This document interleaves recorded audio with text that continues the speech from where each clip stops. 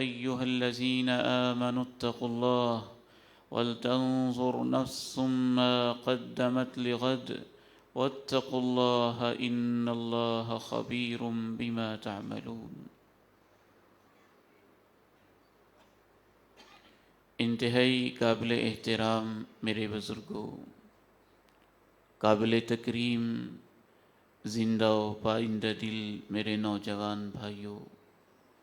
اور قابل شفقت امت کے بیٹوں اور عزیزوں،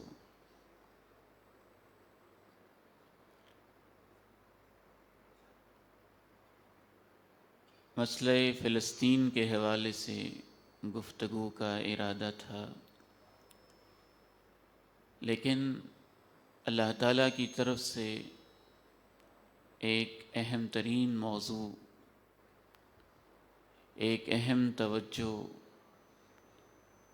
ایک اہم ہماری زندگی کا دن، اس حوالے سے گفتگو ہوگی، اور جب اللہ نے موقع دیا، جس موضوع کو تحریر کیا گیا ہے اس پر بھی انشاءاللہ بات ہوگی۔ ہماری زندگی میں 2 دن ایسے آتے ہیں جو بڑی اہمیت کے حامل ہوتے ہیں۔ پہلا دن جب ہم اس دنیا میں آنکھ کھولتے ہیں، جنم لیتے ہیں، ماں کے پیٹ سے باہر آتے ہیں، زندگی کا آغاز کرتے ہیں، لوگوں کی ٹکٹکی بندی ہوتی ہے، توجہات کا ہم مرکز ہوتے ہیں، ہمارا ہی چرچا، ہمارا ہی نام، ہماری ہی خوشیاں، ہمارے ہی تذکرے، ہمارے بارے میں تبصرے اس دن چل رہے ہوتے ہیں۔ تو پیدائش کا دن انسان کی زندگی میں اس حوالے سے اہمیت کا حامل ہوتا ہے۔ نومولود کو دیکھنا، اس کا چہرہ دیکھنا، رنگت دیکھنا، نقش و نگار دیکھنا، مبارکبادیں دینا، خوشیاں اور مسرتیں اپنے دل کے اندر ان کو سمانا اور دوسروں کے ساتھ ان کو شیئر کرنا، یہ سلسلے چل رہے ہوتے۔ زندگی کا دوسرا دن وہ دن جس دن میرا اور آپ کا جنازہ اٹھے گا، وہ دن بھی بڑی اہمیت کا حامل ہوتا ہے۔ اس دن بھی ہمارے بارے میں ہی تبصرے ہوتے ہیں، ہمارے ہی تذکرے ہوتے ہیں، ہمارے لیے ہی کمنٹس ہوتے ہیں، ہمارے لیے ہی تیاریاں ہوتی ہیں، لیکن انداز مختلف ہوتے ہیں۔ جس دن ہم دنیا میں آنکھ کھولتے ہیں، جنم لیتے ہیں، اس دن بھی ہمارے جسم کے لیے ایک لباس کی تیاری ہوتی ہے، نہلانے کی تیاری ہوتی ہے، ویلکم کرنے کی، استقبال کی تیاری ہوتی ہے، اور جس دن ہم الوداع ہو رہے ہوتے ہیں اس دن بھی ہمارے لیے ایک لباس کی تیاری ہوتی ہے، لیکن وہ لباس اور ہوتا ہے، پہلا لباس اور ہوتا ہے۔ پہلا لباس خوشی کا ہوتا ہے، یہ لباس غم کا ہوتا ہے، کفن کی چادریں ہوتی ہیں۔ پہلے دن ہمارا استقبال ہوتا ہے، آخری دن ہمیں الوداع کیا جا رہا ہوتا ہے۔ پہلے دن ہم رو رہے ہوتے ہیں، لوگ مسکرا رہے ہوتے ہیں، آخری دن ہمارا حال وہی ہوتا ہے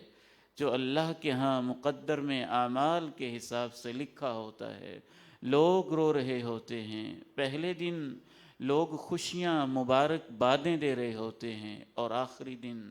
ایک دوسرے سے غم دکھ شیئر کر رہے ہوتے ہیں، اور ایک دوسرے کو تعزیت کے کلمات کہہ رہے ہوتے ہیں۔ یہ آخری دن اس لحاظ سے بھی اہم ہے کہ شریعت اسلامیہ کی روح سے، قرآن و سنت کی تعلیمات سے معلوم ہوتا ہے کہ بعض انسانوں نے زندگی جو گزاری سو گزاری، جو انہوں نے اعمال کیے سو کیے، وہ تو اللہ کے ہاں کاؤنٹ ہوتے ہی ہیں، لکھے جاتے ہی ہیں، اعمال نامہ میں رقم ہوتے ہی ہیں، لیکن آخری دن اور آخری روز اور آخری وقت جب اس کے الوداع کا وقت ہوتا ہے، جب اس کے غسل کی، کفن کی، لٹانے کی، قبر کی لحد میں اتارنے کی تیاریاں ہو رہی ہوتی ہیں، بعض دفعہ اس دن جو اس کے بارے میں کمنٹس ہوتے ہیں، تأثرات ہوتے ہیں، تبصرے ہوتے ہیں، دل کے خیالات کا اظہار ہوتا ہے، اس کی بنیاد کے اوپر بعض دفعہ جنت اور جہنم کے فیصلے ہو رہے ہوتے ہیں۔ رسول اللہ صلی اللہ علیہ وسلم تشریف فرما تھے، مر علیہ بھی جنازہ، ایک جنازہ کا گزر ہوا، آپ نے ارشاد فرمایا وجبت وجبت وجبت، واجب ہو گئی، واجب ہو گئی، واجب ہو گئی، 3 دفعہ ارشاد فرمایا، بس ضروری ہو گئی، ضروری ہو گئی، ضروری ہو گئی۔ تشریف فرما تھے، صحابہ وہیں بیٹھے تھے، ایک اور جنازہ گزرا، پھر فرمایا وجبت وجبت وجبت، واجب ہو گئی، واجب ہو گئی، بس ضروری ہو گئی۔ جناب عمر ابن الخطاب رضی اللہ تعالی عنہ، یہ بھی کیا انسان تھے، بڑے عظیم، جو دل میں آتا کہہ گزرتے، جو سوال ہوتا پوچھ لیتے، ان سے رہا نہیں جاتا تھا، بڑے ہی عظیم انسان تھے، دل کے صاف ستھرے تھے، زبان کے بڑے صاف تھے،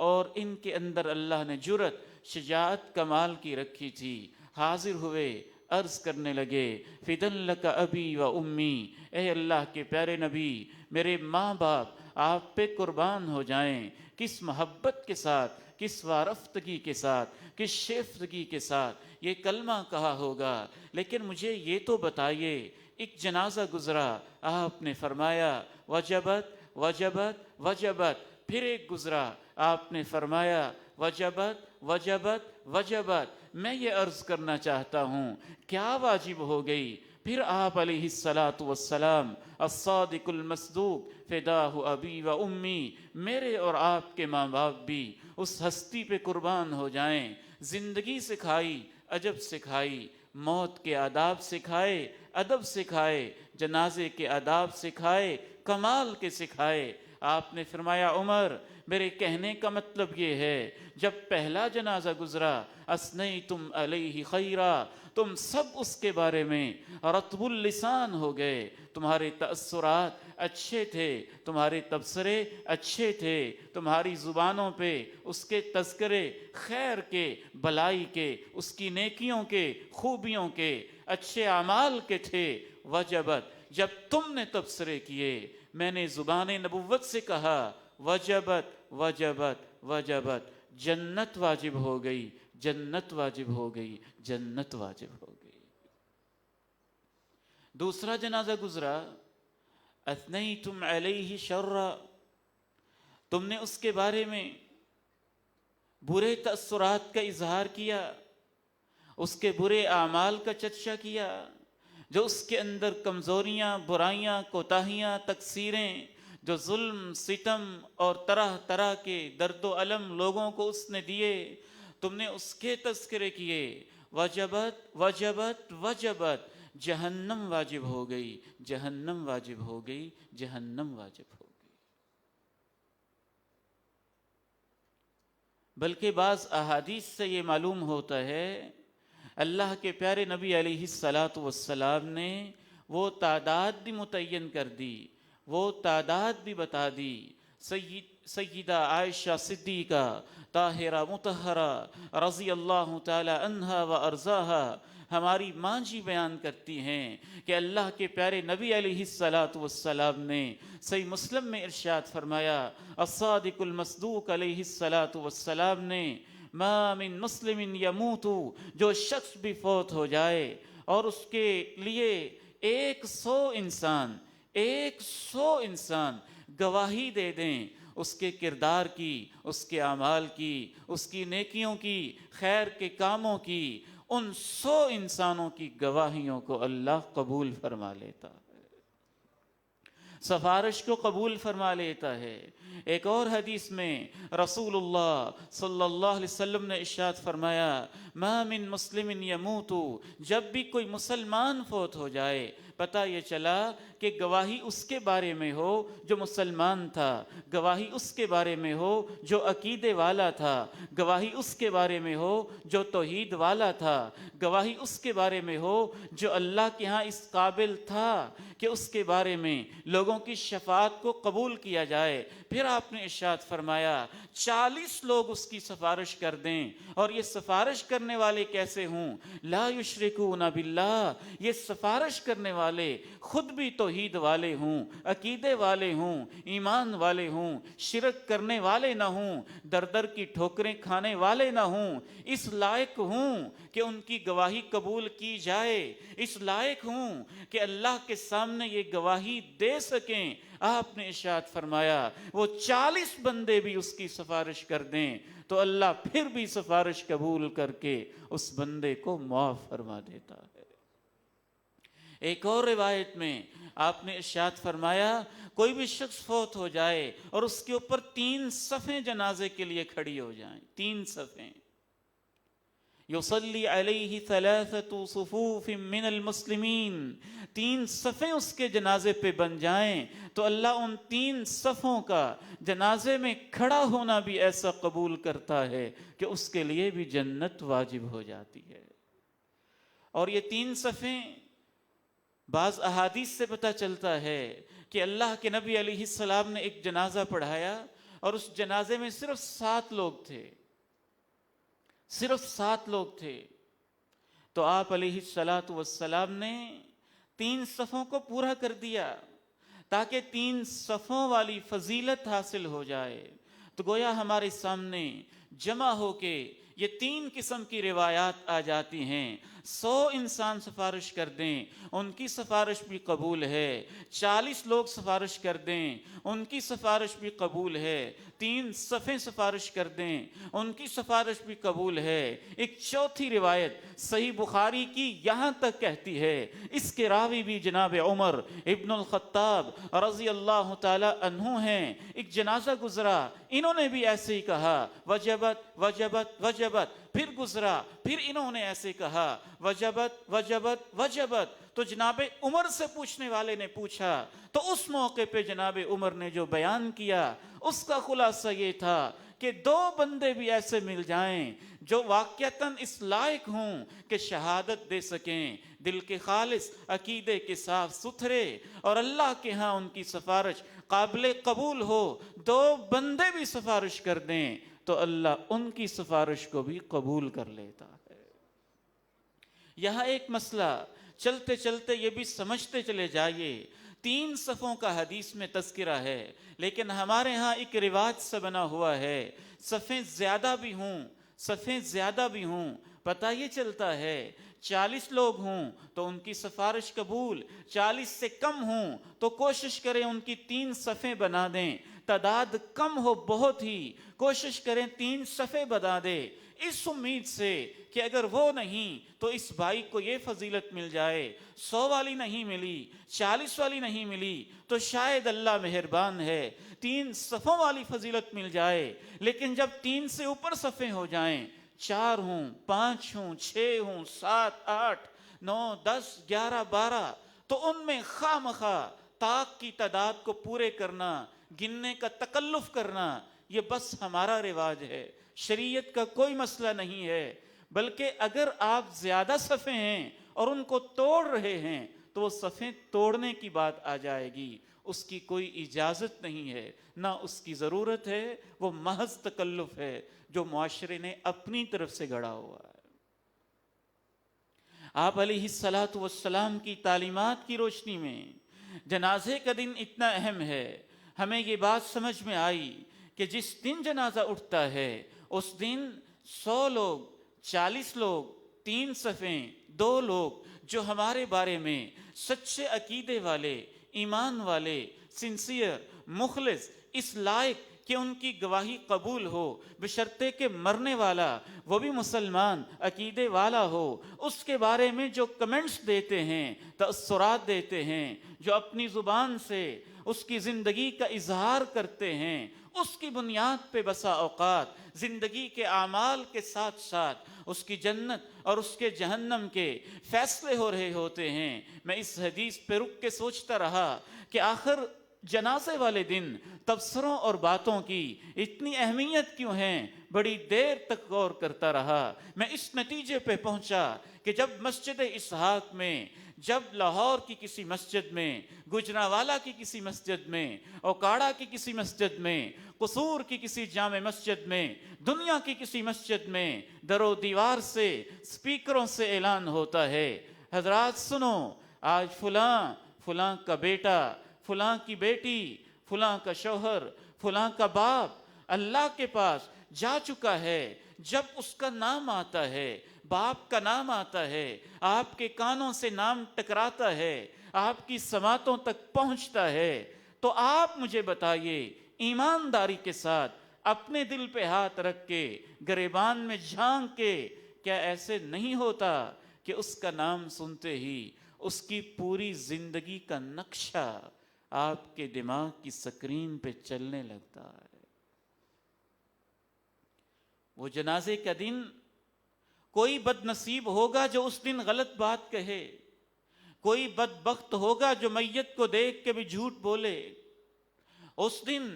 جو لوگ کہتے ہیں سچ کہتے ہیں، اس دن جو لوگوں کی زبان پہ آتا ہے سچ ہی آتا ہے۔ بلکہ اللہ کے پیغمبر علیہ الصلاۃ والسلام کی ایک حدیث سے تو یوں معلوم ہوتا ہے، ان للہ ملائکہ تنطلق علی السنۃ بنی آدم بما فیہم من الخیر والشر۔ اللہ کے کچھ فرشتے ایسے ہیں کہ جس دن تمہارے جنازے اٹھ رہے ہوتے ہیں، اس دن جو زبانوں پہ آ رہا ہوتا ہے، جو لوگوں کی زبانوں پہ صدائیں ہوتی ہیں، جو تبصرے، جو تأثرات ہوتے ہیں، زبانیں لوگوں کی ہوتی ہیں، حقیقت میں ان کی زبانوں پہ اللہ کے فرشتے بول رہے ہوتے ہیں۔ وہ اس کی زندگی کا عکس ہوتا ہے، وہ اس کی زندگی کا خلاصہ ہوتا ہے، وہ اس کی جوانی، اس کے لڑکپن، اس کے بچپن، اس کے بڑھاپے کی سمری ہوتی ہے۔ جو لوگ کہہ رہے ہوتے ہیں وہ اس کی زندگی بھر کا پورا ایک آئینہ ہوتا ہے، جو لوگوں کے دماغ کی سکرینوں پہ گھومنے لگتا ہے۔ جو اس نے نیکیاں کی یاد آتی ہیں، جو اس نے خیر کے کام کیے یاد آتے ہیں، جو اس نے احسان کیے یاد آتے ہیں، جو اس نے محبتیں بانٹی یاد آتی ہیں، جو اس نے اچھائی کے کام کیے یاد آتے ہیں، جو اس نے دعوت اللہ کے دین کے کام کیے یاد آتے ہیں۔ زندگی کا سارا نقشہ آنکھوں کے سامنے گھومنے لگتا ہے، اور وہی جو اس نے زندگی گزاری ہوتی ہے وہی اس کا نامہ اعمال ہے، اسی پر نتائج مرتب ہیں۔ اب لوگوں کی گواہیاں بھی آ گئیں، خلق خدا کا ایک نقارہ بھی بن گیا، اور پورے معاشرے کا ایک آوازہ بھی بن گیا، اور پورے سوسائٹی کی ایک اجتماعی آواز بھی بن گئی۔ اس کے ہمسائے بولے، اس کے مقتدی بولے، اس کے ماں باپ بولے، اس کے بہن بھائی بولے، اس کے بھانجے بتیجے بولے، اس کے عزیز و اقارب بولے۔ ایک حدیث میں تو یوں آتا ہے کہ جب اتنے سارے لوگ بولتے ہیں، اچھا انسان تھا، بھلا انسان تھا، شریف انسان تھا، نیک انسان تھا، تو اللہ کیا کہتے ہیں؟ اے اللہ تو کتنا مہربان ہے۔ اللہ کہتے ہیں اجزت شہادتہم واغفر لہ ما لا یعلمون۔ اے میرے بندو، تم کہتے ہو اچھا انسان تھا، اس نے تمہارے ساتھ اچھائیاں کی تھیں، چلو جو تم کہتے ہو تمہاری گواہی قبول کر لیتا ہوں، اور جو تم نہیں جانتے ہو وہ میں معاف کر دیتا ہوں۔ جو تم نہیں جانتے وہ میں معاف کر دیتا ہوں۔ جو اس کی جلوتیں، جو اس کا ظاہر تھا، جو اس کا تمہارے ساتھ سلوک رویہ تھا، تم نے گواہیاں دیں، تمہاری گواہی قبول کر لیتا ہوں۔ جو تم نہیں جانتے میں اس کو معاف کر دیتا ہوں۔ شرط بس وہی ہے جو اللہ کے پیغمبر نے بیان کی، گواہی دینے والے شرک کرنے والے نہ ہوں، گواہی دینے والے عادل صالح ہوں، اس لائق ہوں کہ ان کی گواہی کو قبول کیا جائے، وگرنہ تو ڈاکوؤں کے حق میں ڈاکو، زانیوں کے حق میں زانی، شرابیوں کے حق میں شرابی، گلوکاروں کے حق میں گلوکار، برے لوگوں کے حق میں برے لوگ، فحاشی پھیلانے والوں کے حق میں فحاشی پھیلانے والے اپنے اپنے انداز میں ایسی ایسی تعریفیں بھی کر جاتے ہیں کہ العیاذ باللہ کبھی کبھی لگتا ہے کہ ان کی تعریف اس بیچارے کی پکڑ کا باعث نہ بن جائے۔ وقت نہیں کہ میں اس طرف اشارہ بھی کر سکوں، اصول ذہن میں رکھیے، گواہی اس کی قبول ہے جو اس لائق ہو کہ اللہ کے ہاں کچھ کہہ سکے، اللہ کے ہاں صالح مقبول بندہ ہو۔ ایک اور مسئلہ میں اس پہ بڑا سوچتا رہا، اے اللہ کے پیارے نبی علیہ السلام، آپ نے تو ہمیں یہ تعلیم دی ہے کہ کوئی انسان فوت ہو جائے تو اس کی برائی کا تذکرہ مت کیا کرو، انسان کے اخلاق اجازت نہیں دیتے، اسلام کی اخلاقی تعلیمات اس بات کی اجازت نہیں دیتی کہ اس آدمی کی برائیوں کا تذکرہ کیا جائے۔ لیکن کیا کیجئے، یہ صحیح بخاری کی حدیث ہے، جنازہ گزرا، برائیوں کا تذکرہ ہوا، اللہ کے پیغمبر کی موجودگی میں ہوا، صحابہ کی زبانوں پہ آیا، اللہ کے پیغمبر نے سنا بھی، اللہ کے پیغمبر نے یہ کہا بھی، وجبت وجبت وجبت، جہنم واجب ہو گئی، جہنم واجب ہو گئی، جہنم واجب ہو گئی۔ دوسری طرف آپ نے روکا بھی کہ کسی کی برائی کا تذکرہ نہ کیا جائے، آپ نے تو اس حد تک روکا، اس حد تک روکا کہ آپ حیران ہو جائیں گے۔ وہ عورت جس نے کھلے اجتماع میں آ کے اعتراف کیا تھا، اے اللہ کے پیارے نبی میں زنا سے حاملہ ہو گئی، ایک شخص نے اعتراف کیا میں زنا کر بیٹھا، آپ علیہ السلام نے حد رجم نافذ بھی کر دی، گڑھا کھودا بھی گیا، سنگسار کر بھی دیا، کسی نے تبصرہ کیا، اللہ نے اس پہ پردے ڈالے تھے، اس سے رہا نہ گیا، اس نے اپنے پردے چاک کر دیے، جانوروں جیسی اس کو موت آئی، ضرورت کیا تھی کہ اپنی برائی کو آ کے فاش کرتا، اپنے پردے کو کھولتا۔ اللہ کے پیغمبر نے یہ الفاظ سنے اور اس وقت آپ نے کہا تھا، روک دیا صحابہ کو، یہ جو مردہ گدھا پڑا ہے، کون ہے جو اس مردے گدھے کا گڑھے میں اتر کے گوشت کھانے کو تیار؟ سب صحابہ حیران کہ آپ کیا کہہ رہے ہیں؟ فرمایا جو تم اپنے بھائی کے بارے میں برے الفاظ کہہ رہے ہو، یہ اللہ کے ہاں اس حرام جانور مرے ہوئے کا گوشت کھانے سے بھی برے الفاظ، برا فعل، بری حرکت ہے، تم اس کے بارے میں برے تبصرے کر رہے ہو۔ انہ الآن لفی انہار الجنہ ینغمس فیہا، اور یہ اللہ کا بندہ اللہ کی نہروں میں جنت کے اندر تیراکیاں کر رہا ہے۔ آپ نے روکا، یہاں آپ نے نہیں روکا، وجہ کیا ہے؟ اہل علم نے اس کے اوپر غور کیا، یہ اللہ کے پیغمبر کی حدیثیں ہیں، ان کا ایک ایک لفظ قابل غور ہوتا ہے، سوچا جاتا ہے، ہر حدیث کا ایک موقع، ایک کانٹیکسٹ، سیاق و سباق ہوتا ہے، اس کی روشنی میں اسے دیکھا جاتا ہے، اس میں کوئی تضاد نہیں ہوتا، ہمارے فہم میں تضاد ہوتا ہے۔ اہل علم نے لکھا، برائیاں کرنے والے انسان دو قسم کے ہوتے ہیں، کچھ وہ لوگ ہوتے ہیں جو سادہ لوگ ہوتے ہیں، کبھی ان سے برائی ہو گئی، کسی نے ان کو دیکھ لیا، وہ بیچارے چھپتے رہے، چھپاتے رہے، شرمندہ ہوتے رہے، نہ وہ برائی کے عادی تھے، نہ ان کی یہ طبیعت تھی، نہ ان کی یہ فطرت تھی، ان کی پردہ پوشی کی جائے۔ خبردار جو ان کے بارے میں ان کی زندگی میں یا ان کے مرنے کے بعد کوئی ان کے اوپر تبصرہ کرے، زندگی میں کیا جائے تو غیبت ہے، مرنے کے بعد کیا جائے تو بدترین غیبت ہے۔ لیکن کچھ برے انسان ایسے ہوتے ہیں جو چوکوں میں برائیاں کرتے ہیں، چوراہوں میں برائیاں کرتے ہیں، ڈنکے کی چوٹ برائیاں کرتے ہیں، کھل کے برائیاں کرتے ہیں، نہ شرمندہ ہوتے ہیں، ناار محسوس کرتے ہیں، ظلم کرتے ہیں اور حد درجہ کرتے ہیں، ستم کرتے ہیں اور انتہا کر دیتے ہیں، مال لوٹتے ہیں، لوٹتے چلے جاتے ہیں، قبضے کرتے ہیں، مافیا بن جاتے ہیں، لوگوں کی کرپشن کرتے ہیں اور اس میں بھی اپنا ایک نام پیدا کر لیتے ہیں، دنیا میں بھی وہ نامی گرامی مشہور و معروف ہوتے ہیں، بدنام بھی ہوتے ہیں، کچھ لوگ شاید ان کو پروٹوکول دینے والے بھی ہوتے ہوں گے۔ اس قسم کے لوگوں کے بارے میں رک جائے کوئی تو اچھی بات ہے، لیکن بعض مظلوم کے لیے رکنا ان کی بس کی بات نہیں ہوتی ہے۔ وہ ان کے ستائے اتنے ہوتے ہیں کہ ان سے رکا نہیں جاتا، انہوں نے ظلم اتنے سہے ہوتے ہیں کہ اس کے جنازے کو دیکھ کے ان کے زخم ہرے بھرے ہو جاتے ہیں، اس کی میت کو دیکھ کے جو ان کو زخم پہنچے وہ اثر نو تازہ ہو جاتے ہیں، ان کو اپنے یتیم بچے یاد آنے لگتے ہیں، ان کو اپنے یتیم بھتیجے، یتیم بھانجے، مظلوم ماں باپ جو بھی اس نے ظلم و ستم کیے، وہ ان کے آنسو، مظلوموں کی آہیں، مظلوموں کی سسکیاں یاد آنے لگتی ہیں۔ انہوں نے ظلم اتنے کیے ہوتے ہیں کہ لوگوں سے رکنا ان کی ہمت میں نہیں رہتا ہے۔ اسی لیے امام ابن حجر نے فتح الباری میں اس حدیث کی شرح میں لکھا ہے کہ جس شخص کی برائی کا تذکرہ کیا گیا تھا وہ کیا تھا؟ صحیح بخاری میں تذکرہ نہیں، اس کی شرح میں حدیث کے حوالے دے کے حافظ ابن حجر رحمہ اللہ لکھتے ہیں وہ یہ تھا کہ سب نے یک زباں ہو کے کہا کانا فظا غلیظا، بڑا سخت پتھر دل انسان تھا، اس کا لہجہ بھی سخت تھا، اس کا دل بھی پتھر تھا۔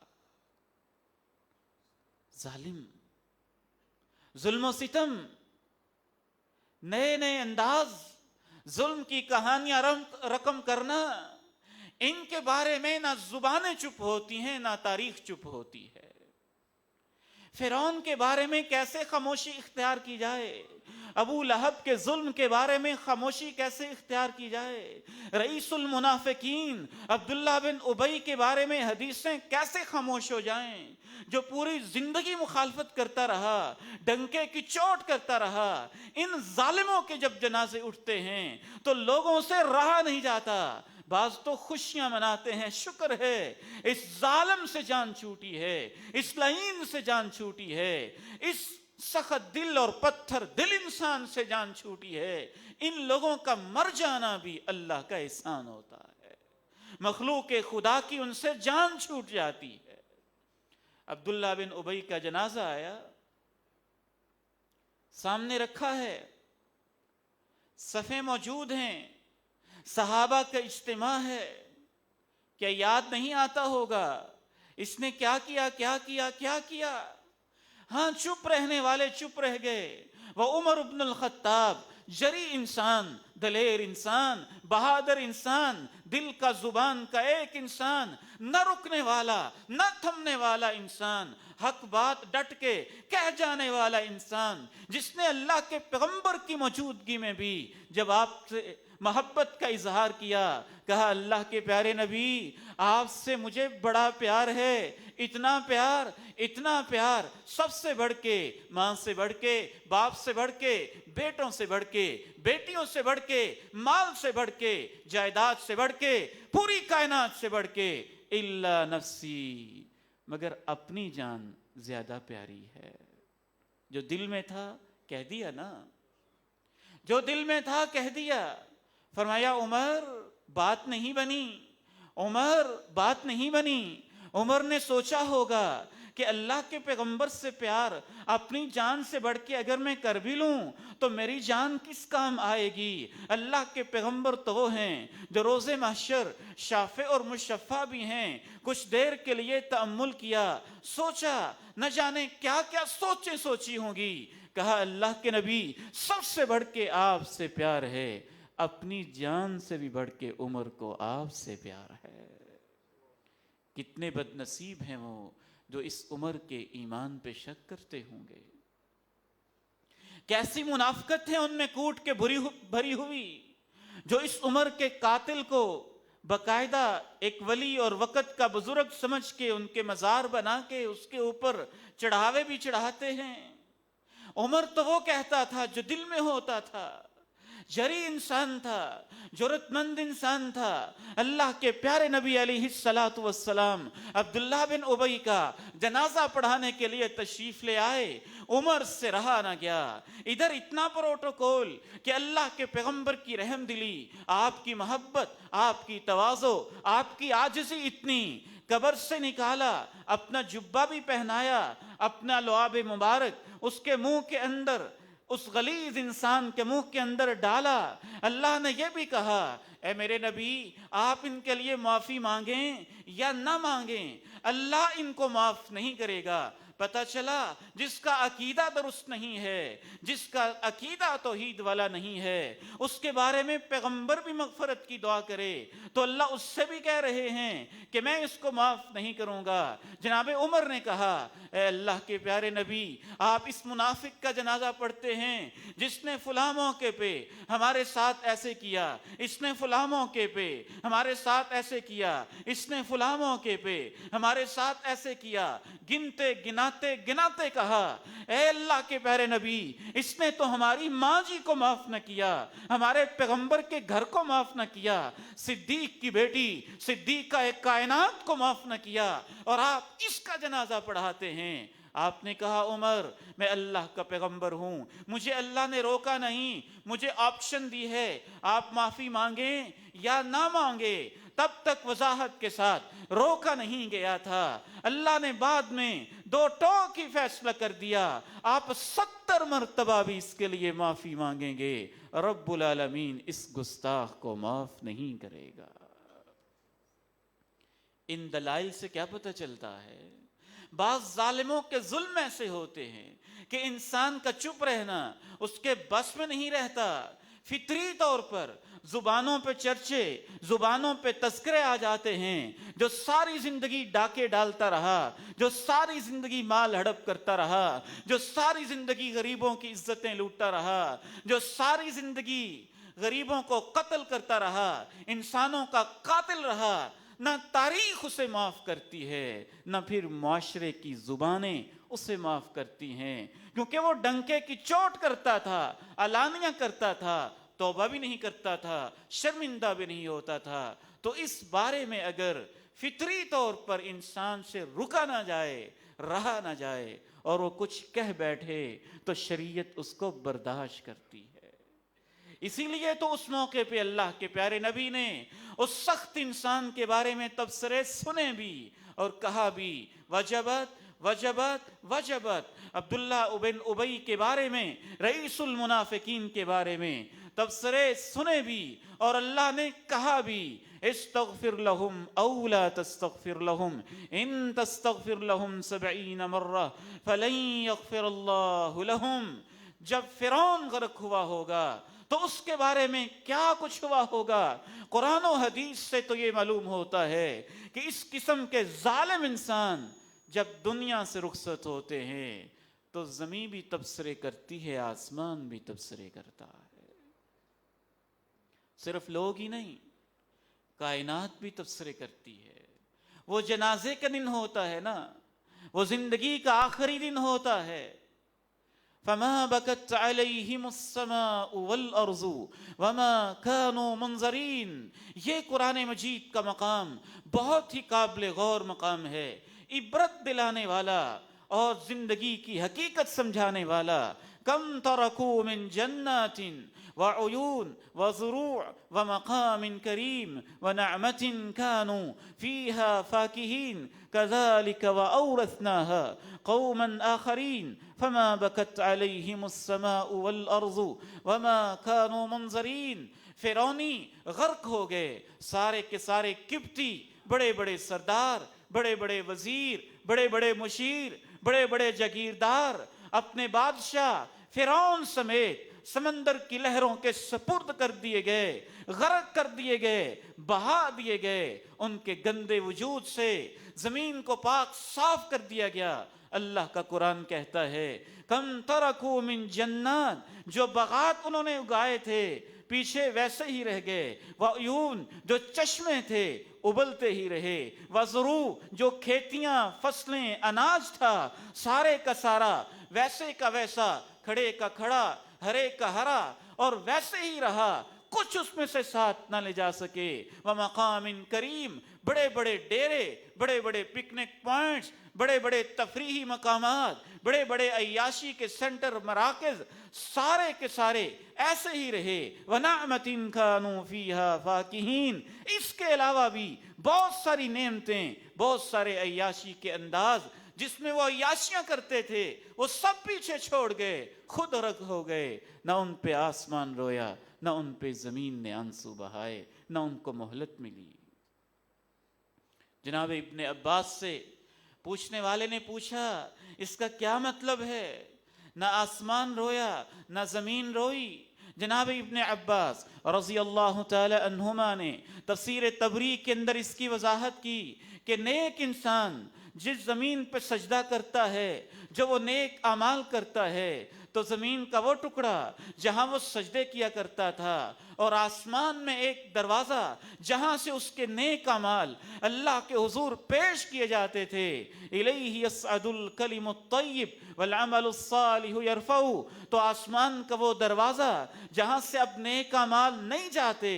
زمین کا وہ ٹکڑا بھی اس بندے کے جانے پہ روتا ہے، آسمان کا وہ دروازہ بھی روتا ہے۔ اللہ احساس پیدا کرتا ہے، شعور پیدا کرتا ہے، وہ اس بات پہ قادر ہے۔ تو فرعون ایک بندہ ادھر مرے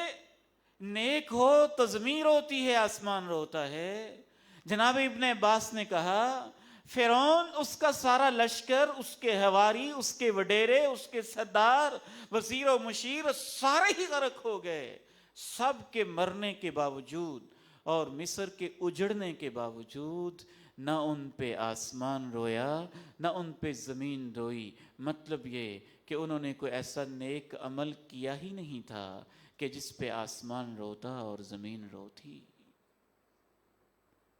صحیح مسلم کی حدیث سے مزید وضاحت ہوتی ہے، ایک جنازہ گزرا، آپ نے ارشاد فرمایا مستریح او مستراح منہ، یا اس کو آرام مل گیا یا اس سے آرام مل گیا، یا اس کی جان چھوٹی یا اس سے جان چھوٹی۔ صحابہ نے کہا مل مستریح ومل مستراح من، آرام مل گیا اس سے آرام مل گیا، کیا مطلب ہے؟ ذرا اس کی وضاحت فرما دیجئے۔ آپ نے ارشاد فرمایا اما العبد المؤمن فیستریح من نصب الدنیا وتعبها، جو اللہ کا نیک بندہ ہوتا ہے جب اس کا جنازہ اٹھتا ہے اس کو دنیا کے جمیلوں اور پریشانیوں سے آرام مل جاتا ہے۔ آپ تکلیف میں تھے، آخری لمحات تھے، سیدہ فاطمہ پاس تشریف فرما تھیں رضی اللہ عنہا و ارضاہا، آپ کی تکلیف کو دیکھ کے کہنے لگیں واہ کربا ابا، واہ کربا ابا، ابا جان آپ کو بڑی تکلیف، بابا جان آپ کو بڑی تکلیف ہو رہی ہے۔ فرمایا لا کرب علی ابیک بعد اليوم، بیٹی پریشان نہ ہونا، یہ زندگی کی آخری تکلیف ہے، اس کے بعد تیرے بابا کو کوئی تکلیف نہیں ہوگی۔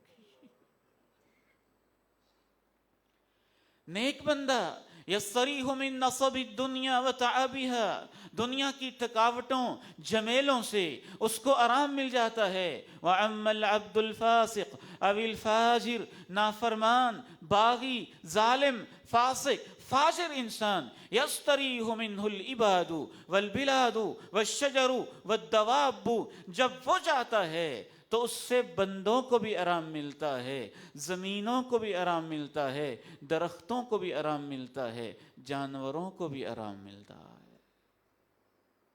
بندوں کو آرام ملنا تو سمجھ میں آتا ہے کہ جن جن کو وہ تکلیف دیتا تھا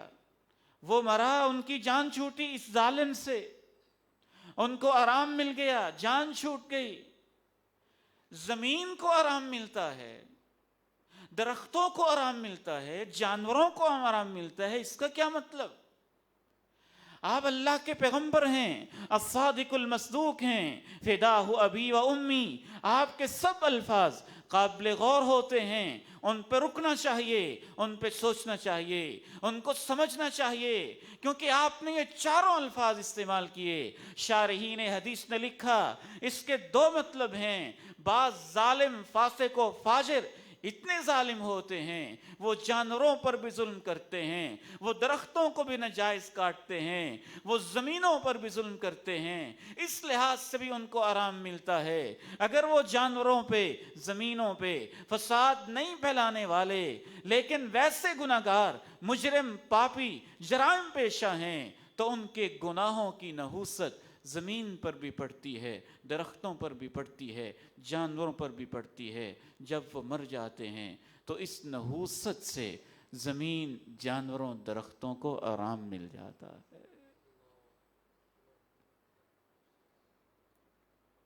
آئندہ خطبے میں ہم اس موضوع کو مکمل کریں گے۔ بہت اہم باتیں ہیں شریعت نے جو بتائیں۔ جنازے والے دن وہ کیا کام ہیں جن کے کرنے سے عزت ملتی ہے، وہ کیا کام ہیں کہ فرشتے بول اٹھتے ہیں، وہ کیا کام ہیں کہ انسان گواہ بن جاتے ہیں، وہ کیا کام ہیں کہ زمین گواہ بن جاتی ہے، وہ کیا کام ہے کہ کائنات میں چرچے ہوتے ہیں، وہ کیا کام ہیں کہ آسمانوں میں استقبال ہوتے ہیں، وہ کیا کام ہیں کہ اللہ بھی اس بندے کی روح کو آتا دیکھ کے خوش ہوتے ہیں۔ کبھی اللہ رب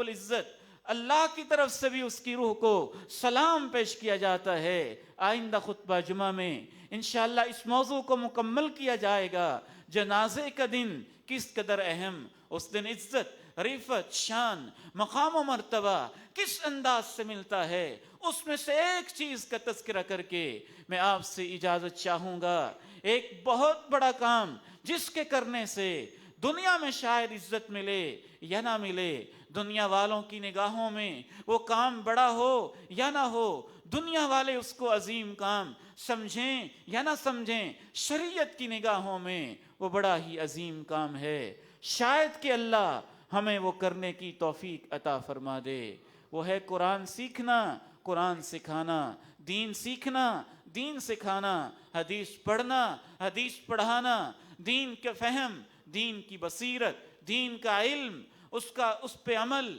اس کو آگے پہنچانا، پھر آگے پہنچاتے ہوئے جو راہوں میں مشکلیں ہوں ان کو برداشت کرنا، جو تکلیفیں آئیں ان کے سامنے خندہ پیشانی کے ساتھ صبر و تحمل کا مظاہرہ کرنا، جو زندگی بھر دین کی بات کرتا ہے اس پہ عمل بھی کرتا ہے، اس کی طرف بلاتا بھی ہے، ان راہوں میں مشکلیں بھی سہ جاتا ہے، اللہ کو اس سے اتنی محبت ہوتی ہے کہ جب جنازے اٹھتے ہیں اللہ اس کے تذکرے لوگوں کی زبانوں پہ جاری کر دیتا ہے۔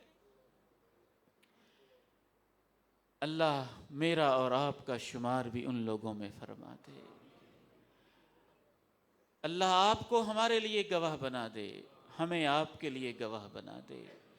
اللہ ہماری گواہیوں کو قبول فرما لے۔ شیخ الاسلام امام ابن تیمیہ رحمہ اللہ تعالی، شیخ الاسلام امام اہل سنہ امام احمد ابن حنبل رحمہ اللہ تعالی، امام احمد ابن حنبل رحمہ اللہ ساری زندگی حدیث پڑھی، حدیث سیکھی، حدیث سکھائی، دین پہنچایا، اللہ کے لیے اسی کی خاطر مشکلیں برداشت کیں، مشکلیں اتنی پڑیں، جیلوں میں گئے، سلاخوں کے پیچھے کوڑے لگے اور اتنے برسائے گئے، جلاد کہتا ہے ایسے کوڑے برسائے جاتے تھے اگر ہاتھی کے اوپر بھی برسائے جاتے تو ہاتھی کا چمڑا بھی ادھڑ جاتا۔ امام احمد ابن حنبل کو لوگ کہتے مسئلہ تو بدل دو، ہماری مرضی کا کرو، حکومت کی مرضی کا کرو۔ امام احمد کہتے مجھے کسی کی مرضی سے کوئی غرض نہیں، ایتونی بکتاب بآیت من کتاب اللہ، اللہ کی کتاب کی کوئی آیت، اللہ کے پیغمبر کی کوئی حدیث دیکھو۔ قرآن اللہ کا کلام ہے، قرآن اللہ کی صفت ہے۔ تمہاری مرضی کے مطابق احمد ابن حنبل سے مسئلے بیان نہیں ہو سکتے ہیں۔ یہ ہمت، یہ صبر، یہ استقامت، یہ جرأت، یہ شجاعت بھی علماء میں سے کسی کے نصیبے میں خال خال تھوڑے سے لوگوں کے نصیبے میں آتی ہے۔ سب لوگ پیچھے ہٹتے گئے، کچھ خاموش ہو گئے، کچھ بیٹھ گئے، کچھ پیچھے ہٹ گئے، کچھ پریشر میں آ گئے، کچھ دباؤ میں آ گئے، کچھ لالچ میں آ گئے۔ امام احمد ابن حنبل تنہا رہ گئے، اکیلے رہ گئے۔ بدعت والے بڑھتے گئے، سنت والے ان کی زبانیں حکومت نے خاموش کروا دیں۔ امام احمد ابن حنبل کا مذاق اڑایا جانے لگا، لوگ کہنے لگے احمد ابن حنبل اکیلے ہی رہ گئے ہو، کیا کر لو گے؟ کتنا کچھ تمہارے کہنے سے تبدیلی آ جائے گی، تم بھی خاموشی اختیار کر لو یا تم بھی مصلحت کو دیکھ کے اس طرف آ جاؤ۔ امام احمد ابن حنبل فرماتے میں اکیلا ہوں یا تم اکیلے ہو، اس کا فیصلہ اس دن ہوگا جس دن میرا اور تمہارا جنازہ اٹھے گا، آج نہیں ہوگا۔ آج پریشر ہے، آج دباؤ ہے، آج ظلم ہے، آج حکومت ہے، اس کے کرندے ہیں، کوڑے ہیں، لوگوں پہ برس رہے ہیں، لوگ نہیں سہ پا رہے۔ اگر میں بھی بدل گیا تو دین کا یہ مسئلہ چھپا رہ جائے گا۔ میں تنہا ہوں تو تنہا رہنے دیو، فیصلہ اس دن ہوگا جب جنازے اٹھیں گے۔ وقت کا چیف جسٹس جو بکا ہوا فیصلے کر رہا تھا، اس کا جنازہ اٹھا۔ امام احمد ابن حنبل رحمہ اللہ کے فالوورز نے، چاہنے والوں نے اس کا جنازہ بھی دیکھا۔ چند سو لوگ جنازے کے اندر شامل ہوئے۔ امام احمد ابن حنبل رحمہ اللہ کا جنازہ اٹھا۔ تاریخ کہتی ہے، اسلامی تاریخ کے اندر احمد ابن حنبل جیسا جنازہ کسی کا نہیں دیکھا گیا۔ شمار کیا گیا، امام احمد ابن حنبل کے جنازے میں اس دور کے اندر 10 لاکھ لوگ شامل ہوئے تھے، اور یہ وہ تھے جو خشکی پہ کھڑے ہوئے تھے، جو شہروں میں گلیوں میں کھڑے ہوئے تھے، دروازے کھلے ہوئے تھے گھروں کے، بغداد کے چوک چراہے گلیاں، ہر گھر کے دروازے کھلے ہوئے، عورتیں چھتوں پہ چڑھی ہوئیں، لوگوں کو بلاتی ہوئیں، تم نے امام احمد کے جنازے میں جانا ہے، ادھر آ جاؤ نا، ادھر کھڑے ہو جاؤ، یہ پانی ہے یہاں وضو کر لو، یہ پانی ہے یہاں وضو کر لو، یہ پانی ہے یہاں وضو کر لو۔ تاریخ لکھتی ہے امام ابن احمد ابن حنبل کے جنازے میں 10 لاکھ انسان خشکی میں شامل ہوئے، اور جو تری میں تھے، کشتیوں میں تھے، وہ اس کے علاوہ تھے، ان کا شمار نہیں ہو سکا۔ امام احمد ابن حنبل کے صرف جنازے کو دیکھ کر ان کا ہمسایہ اپنا اندازہ بتاتا ہے، 20,000 یہودی، عیسائی اور مجوسیوں نے کلمہ بھی پڑھ لیا تھا۔ بیننا و بینکم یوم الجنائز، ہمارے تمہارے درمیان فیصلے اس دن ہوں گے جب جنازے اٹھیں گے۔ آج کل مدارس میں داخلہ جاری ہے۔ یہ عظیم مرکز لاہور کے دیگر مراکز، جامعہ لاہور، جامعہ القدس، لوکو ورکشاپ کا ادارہ، ابن مسعود اسلامک سینٹر اور بڑے ادارے آپ کے شہر میں موجود ہیں، باقی شہروں میں موجود ہیں۔ اللہ کی رضا کے لیے، صرف اللہ کی رضا کے لیے، اور اس لیے کہ آپ کا اکاؤنٹ کھل جائے، ہر گھر سے ایک بچہ دین کے لیے وقف ہونا چاہیے، قرآن کے لیے وقف ہونا چاہیے، حدیث کے لیے وقف ہونا چاہیے، اور صرف اللہ کی رضا کے لیے وقف ہونا چاہیے۔ انشاءاللہ زندگی میں ہم نہیں جانتے اس کا فائدہ ہو یا نہ ہو، آزمائشیں آئیں یا کیا ہو، یہ اللہ کی تقدیر کے فیصلے ہوتے ہیں، لیکن اس بات کی ضمانت ضرور موجود ہے، اگر وہ دین کے لیے وقف ہو جاتا ہے، اللہ برکتیں بھی دے گا، آخرت کی عزتیں بھی عطا فرمائے گا، جنازے کی برکتیں اور عزتیں بھی عطا فرمائے گا۔ وآخر دعوانا ان الحمد للہ رب العالمین۔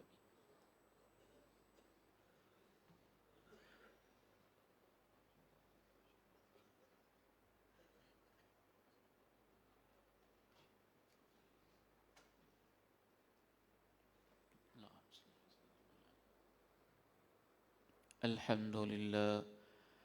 الحمد لله نحمده ونستعينه ونستغفره ونعوذ بالله من شرور أنفسنا ومن سيئات أعمالنا. أشهد أن لا إله إلا الله وحده لا شريك له، وأشهد أن محمدًا عبده ورسوله صلى الله عليه وعلى آله وصحبه وسلم. اللهم صل على محمد وعلى آل محمد كما صليت على إبراهيم وعلى آل إبراهيم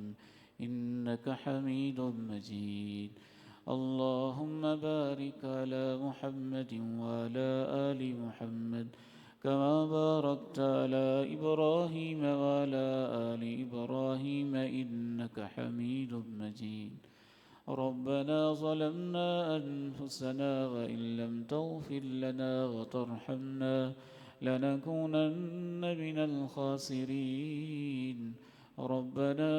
آتنا في الدنيا حسنة وفي الآخرة حسنة